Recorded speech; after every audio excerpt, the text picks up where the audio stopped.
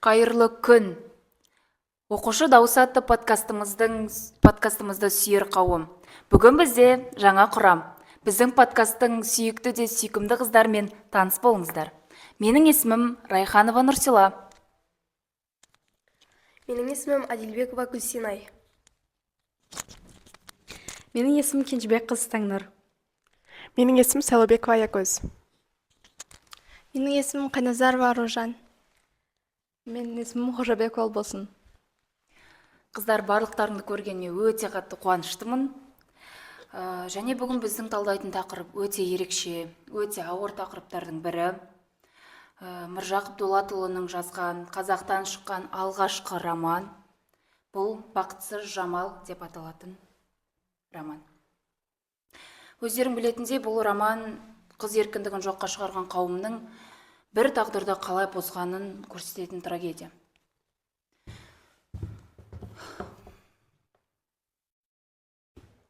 Ал өздеріңе сұрақ болсын, «Бақытсыз жамал» деген атауды естігенде ойларыңа не келеді? Ең бірінші ойымызға сол кездегі қыздардың тағдыры, қалай қиналғандығы, және де өз махаббаттарына жете алмай қалғандығы, және жан жағындағы адамдардың аяусыз болғандары, солай қыз махаббатына жете алмай қалған қиын тағдыры ойға түседі. Бақытсыз жамал дегенді естіген кезде маған әрине бір бақытсыз, көңіл күйсіз қыз есіме келеді. Менің ойымша бұл жақта уже как дисклеймер сияқты айтылып тұр, себебі бұл история өте грустный. Мен Гүлсинаймен келісемін. Өйткені бақытсыз жамал деген не есіткенде маған әйелдердің теңсіздігі есіме түседі. Сол ғасырдағы әйелдерді құрметтемеу, әйелдердің ешқандай сөз болмағаны есіме түседі. Мен бақытсыз жамал деген атауды естігенде ең алдымен әйел теңсіздігі, сол дәуірдегі қыздардың ауыр күндері есіме түседі. Мен бақытсыз жамал деген атауды естігенде ең бірінші бақытсыз махаббат, еркіндік болмаған есіме түседі. Қыздар, мен сіздердің барлықтарыңызбен толықтай келісемін. Бақытсыз жамал деген атаудың өзі бір өте қорқынышты, ойға үрей келтіретін атаулардың бірі. Ендігі сұрақ, Жамалдың өміріндегі ең бақытты сәттер мен ең ауыр сәттері қандай болды? Ең бақытты сәттері сол өзінің ата-анасы некелестірген күйеуіне бармай тұрған кездері, яғни құрбыларымен басқа ауылдарға барып өз ауылында ойнап жүргендері, және де шешендігімен, яғни өздерінің сөз тапқырлығымен бірге тойларда жүргендігі. Ал бақытсыз сәті болса, сол күйеуіне барып қорлық көргендігі ойыма түседі. Менің ойымша Жамалдың барлық өмірі еріксіз болды. Ол кішкентай кезінен бастап өз өмірі күресте болды деп те айтуға болады. Және әрине оның өмірінде ең бақытты, ең жақсы сәттердің бірі бұл Ғанимен кездескен кезі, Ғанимен бірінші махаббатты сезінген кездер деп ойлаймын. Және осыдан кейін бұл махаббат біткенде ең қиын кездердің бірі болды. Себебі оны қинады, оны ешкім құрметтеген жоқ, және оған әрине өте қиын болды. Мен тоже қыздармен келісем. Менің ойымша оның ең бақытты сәті, оны әкесі оқытып үйреткен кезі, яғни ол деген оның ұстазы оған тағы да жазуды үйретті, ол көп білім алды.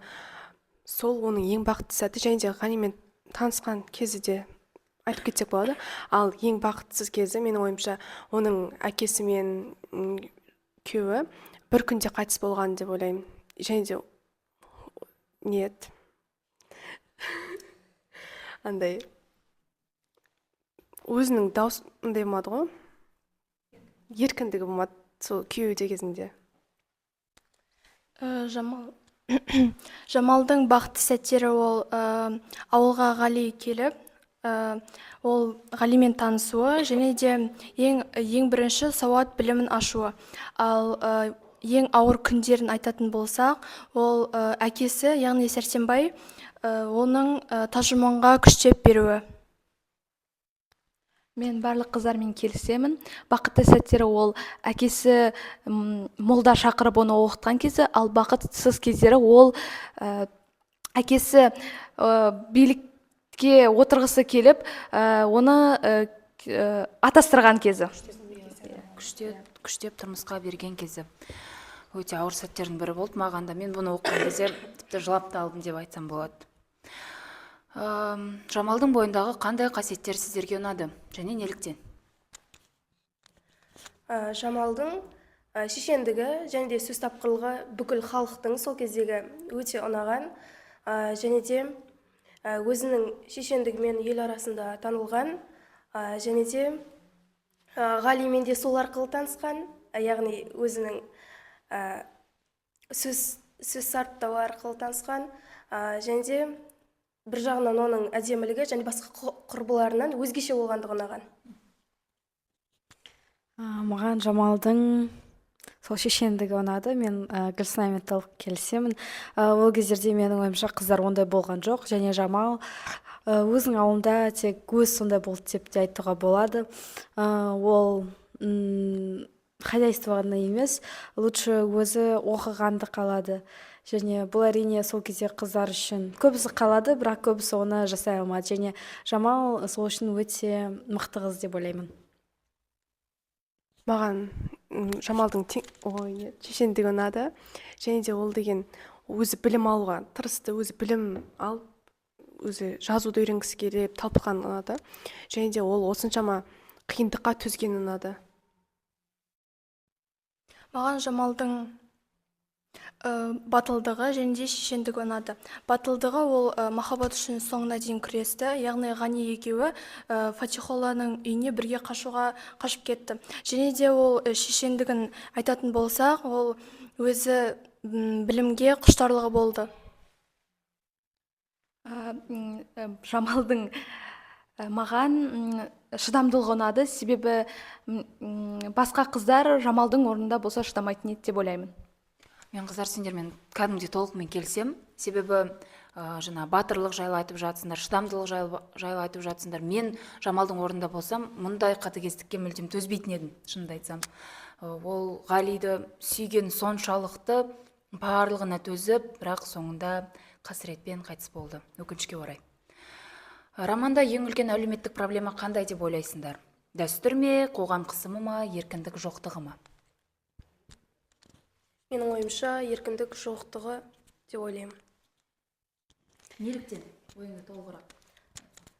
Неліктен? Себебі оның әкесі одан сұрамады, яғни өз қалауынсыз, яғни өз сүйгеніне қосыла алмады. Және де еркіндіктің болмауы ол басқа адамда оны сезінген жоқ, өзінің баласына алып бермекші болды. Яғни еркіндік сезілген жоқ сол дәуірде. Менің ойымша бұл үшеуі, себебі біріншіден ол кезде барлығы солай үйленді, және де ол кезде в принципе алып қашу деген нормально, алып қашу емес, аттастыру деген нормально болды, және көбісі солай үйленді дейтін, және сен бірінші тұрасың, сосын махаббат өзі кейін болады дегенде айтатын болған. Келесі ол еркіндіктің болмауы, себебі ол өзі таңдаған жоқ, оның әкесі билікке бару үшін оны таңдады, және үшіншісі Еркіндік жоқтығы ма, қоғам қысымы ма, немесе қоғам қысымы айтып кеткендей, барлығы солай болды, сен де солай боласың деген. Менің ойымша еркіндік жоқтығы, себебі Жамалға ешқандай еркіндік бермеді, ол өзінің ойын ешқалай айта алмады, оны ешкім тыңдаған да жоқ. Менің ойымша бұл романда ең басты ол себеп еркіндік жоқтығы және қоғам қысымы. Еркіндік жоқтығының себебі ол өз ойын жеткізе алмады, ал екіншісі қоғам қысымы. Ел не дейді, жұрт не дейді деген сөздермен олар сол сөздерді естіп өте қатты қысылды. Маған еркіндік жоқтығы себебі сол кезде Жамал өз бақытына қосыла алмады. Және дәстүр, яғни атастыру ол біздің бұрынғы заманнан бері келе жатқан дәстүр деп ойлаймын. Мен барлықтарымен келісемін, ал өз ойымды айтып кететін болсам, бұл романдағы әлеуметтік жағдайлардың барлығына кінәлі ол дәстүр. Себебі біздің қазақ халқымыз баяғыдан әртүрлі дәстүр шығарып, соған қалыптасып кеткен, және сол дәстүрдің қалыптасқан кесірінен қоғам қысымы да пайда болды, еркіндіктің жоқтығы да пайда болды. Ал қазіргі заманда жастар қандай қысымға тап болады? Жамал жағдайы деген әлі бар ма бізде? Менің ойымша қазіргі заманда осындай бар, себебі қазақтар ең көп айтатын заты бұл ұят болады. Әрдайым солай айтып жүрді, бірақ мен әрине бұны қатты қолдамаймын. Кейбір кезде менің ойымша қолдануға болады, бірақ күнде емес. Қазіргі кезде мысалы обычный кездерде ол өте көп қолданылады деп ойлаймын, бірақ кәдімгідей Жамалдың тағдыры толық қазір қазақ жерінде қайталанбайды деп ойлаймын. Немесе оны біз білмейміз. Менің ойымша Жамалдың жағдайы қазірде бар, но аздау. Менің ойымша бұл Жамалдың осы себептеріне байланысты қалаларда жоқ деп ойлаймын, ал ауылдық жерлерде бар. Өйткені қалалық жерлерде заң, құқықтар, ал кейбір жерлерде ауылдарда оған қарамастан бұрынғы дәстүрлерге сеніп солай істейді. Менің жауабым 50-50. Себебі қазір бәрі заңмен қорғалады. Қазіргі кезде бізде әйелдің құқығы көтеріліп келе жатыр. Тамаша қыздар, тамаша. Осындай қазақтың көзі ашық қыздар барына мен қатты қуаныштымын. Яғни Аякөздің сөзін толықтыра кететін болсам, ол бір жерде бар, бір жерде жоқ. Яғни солтүстік жақты қазір өзге ұлттар басып жатыр, және де біздің қазақтардың өзінде көз ашылу басталды. Яғни қыздардың да, ұлдардың да көзі ашылып, алып қашу, атастыру деген салт дәстүрлердің бәрі дұрыс емес екенін біліп түсініп жатыр. Біздің қоғамда қазір мысалы Ғали Жамалды тастамады, бірақ қорғай алмады деген пікір бар. Яғни қазіргі жігіттер де осылай сүйеді, бірақ жауапкершілік ала алмайды деген ой бар. Соған келісесіздер ме? Мен келісемін. Себебі қазір жігіттер сүйіп қыздарын жақсы көріп тұрса да, яғни сүйіп тұрса да, олай істей алмайды. Жоқ, мен келіспеймін. Менің ойымша, егер адам шынымен таза жақсы көретін болса, ол өзінің махаббатымен соңына дейін болады. Ал егер ол өзінің қызын қорғай алмайтын болса, онда ол мен шын еркек деген бір түрлі естіледі, бірақ менің ойымша бұл махаббат емес. Мен тоже таңдырмай келсем, яғни қаншама қарсылықты көрсе де, ол сүйген үшін бүкілін жасап, жанынан табылып, Жауапкершілік ала алады. Жауапкершілік ала алады. Менің ойымша бұл сұрақпен келіспеймін, өйткені барлық еркек адам осы сүйген үшін жауапкершілікті алу керек, және де махаббатты үшін соңына дейін күресу керек.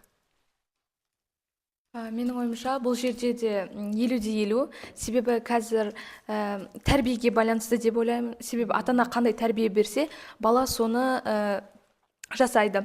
Қазіргі кезде және көп несе бізді ер адамдарда ойын деген мәселе көтеріліп кетті. Бақытсыз Жамал роман оқығаннан кейін және оқығанға, яғни кешіріңіздер, Бақытсыз Жамал романын оқығанға дейін және оқығаннан кейін қандай сезімде болдыңыздар?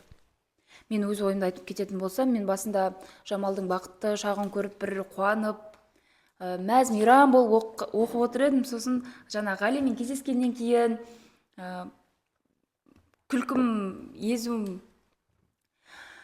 құлағыма жетіп отырды десем болады, бірақ әкесі жаңағыдай күштеп қызын беріп бастаған кезде Жамалдың жылағандарын көріп мен көзіме жас алдым. Оқығаннан кейін менде әртүрлі ой пайда болды. Бұл неге бұндай қатыгез роман болды деген түрлі ойлар басыма келді. Сіздерде қандай ой болды? Нұрсила, сен айтқанмен толықтай келсем. Мен оқып отырған кезде солай ойладым сен сияқты, және де оны оқып болғаннан кейін кәдімгідей ішімде бір түрлі сезім пайда болды. Қалай сонда ондай қыздың тағдыры соншалықты ауыр болады екен, және де не үшін олай деген сияқты. Және Жамалды мен өзімді Жамалдың орнына қойып көрдім, және мен үшін ол өте ауыр болды. Біз негізі бақытсыз Жамал романын 8-ші немесе 7-ші сыныптарда қазақ әдебиеті сабағында талдап бастадық. Сол кезде әрине басында мен де бақытты болдым онымен бірге. Бірақ кейін қатыгездік басталғанда, әрине может ол кезде мен толығымен түсінген жоқпын, бірақ қазір оны қайтадан оқып шыққаннан кейін мен Жамалды толықтай түсінемін. Және де менің ойымша Жамал өте мықты адам. Бұндайдың бәрін шыдап шығу өте қиын. Және соңында ол үсіп қайтыс болды. Менің ойымша ол үшін ол ең жақсы исход деп ойлаймын. Мен тоже басында қуанғам, негізі Жамалға қуанғам. Бірақ та соңында уже Жамалдың сондай өмірі қиындығынан мен тоже көзіме жас келді. Тағы да айтып кетсек, Жамалдың тағдыры андай өте қатты қиын болды ма? Андай ауыр болды. Мен бақытсыз Жамал романын бірінші оқығанда бақытты және де қызығушылықта болдым. Ал оқығаннан кейін мен осы романдағы сол замандағы әділетсіздік, ел теңсіздігі туралы біле бастадым. Мен бұл шығарманы оқып бастаған кезде әкесінің дүниеге перзент келген кездегі қуанышын көріп, әкесі емес қоғамның кесірінен бақытсыз болады деп ойладым. Бірақ оқып болғаннан соң соншама қыздың тағдыры әкесіне бәрібір болғаныма деп ойланып қалдым. Сендердің ойларыңызша бұл роман бізге не айтқысы келеді? Менің ойымша сол кездегі қыздардың тағдырын, және де біздер оқып отырмыз ғой қазір соны, және де ондайға бармау керек деп, яғни қоғамға соны айта білген, және де қыздың тағдыры ондай болмасын деген сияқты. Және де ол роман өте бір қоғамға, яғни бірдеңке айтқысы келген сияқты. Шынымды айтсам, солай бірдеңке жеткізгісі келген сияқты сезінемін. Бұл роман бізге не айтқысы келді? Бұл роман негізі Міржақып Дулатұлының осындай қазақ халқына арналған бірінші романы, қыз тағдырын толықтай қиындығын көрсететін. Және де бұл әрине оны жазған кезде өзіне де қиын болды деп ойлаймын. Может, көп адамдар оны түсінген жоқ, оны қайттан ұят деп сынады, оны көрсету керек емес деп ойлаған шығар. Бірақ менің ойымша бұндай заттарды көрсету керек. Біз оны көрсеткен кезде ғана ол соңында шешіледі. Және де мен өте қатты сенемін, болашақта бұндай тағдырлар ешқашан қайталанбағанын.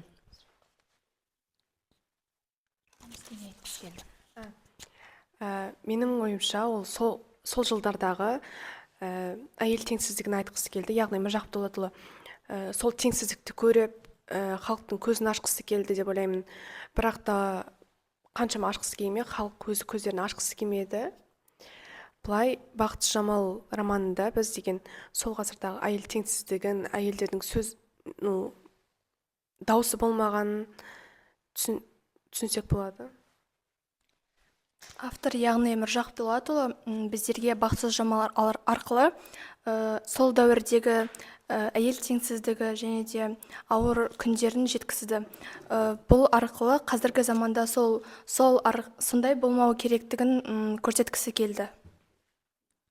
Мен барлығымен келісемін. Міржақып Дулатұлы біздің қазіргі жастардың көзін ашты деп ойлаймын.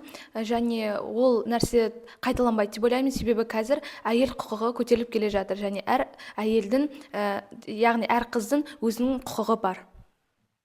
Мен барлықтарыңмен толықтай келісем, қыздар. Үлкен рахмет. Және осымен біздің оқушы атты подкастымыздың кезекті түсірілімі өз мәресіне жетті. Ал құрметті көрермен, сіздердің мүмкіндіктеріңіз болса, бұл роман қалай жалғасар еді? Төменге комментарийға өз пікірлеріңізді қалдыра кетіңіздер.